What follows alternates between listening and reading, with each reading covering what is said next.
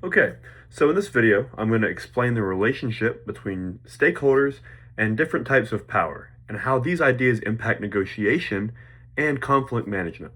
First, stakeholders are anyone who has any interest or is affected by a decision or the situation in the company. This can include employees, managers, investors, the community surrounding the company, even.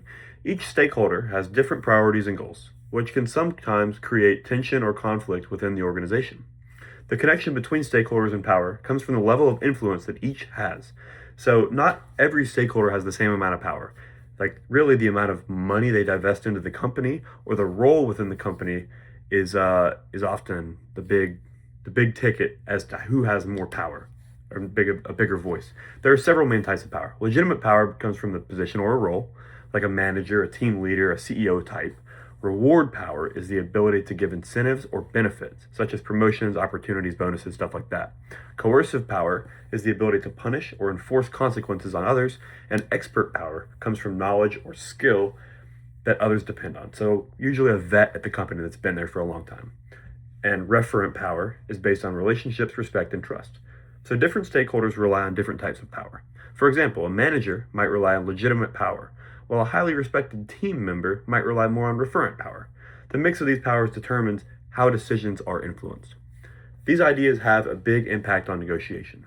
Power affects leverage, which is the advantage one side has over the other in any engagement. And stakeholders with more power often have stronger positions in negotiations. However, successful negotiation is not just about having power, it's understanding the dynamics to power. Recognizing what type of power the other party has over you can help you adjust your approach and use different strategies to manipulate them and get a better result for you. It might sound bad, but that is the truth.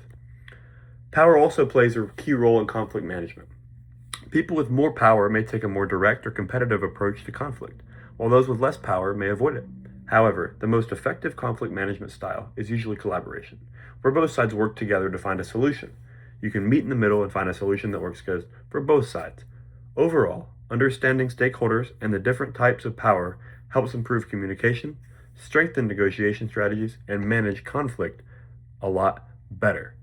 If you can know what types of power and the people that you are dealing with, you are going to be much better equipped to solving these types of differences, especially if you can approach it from a place of we're going to find some place in the middle.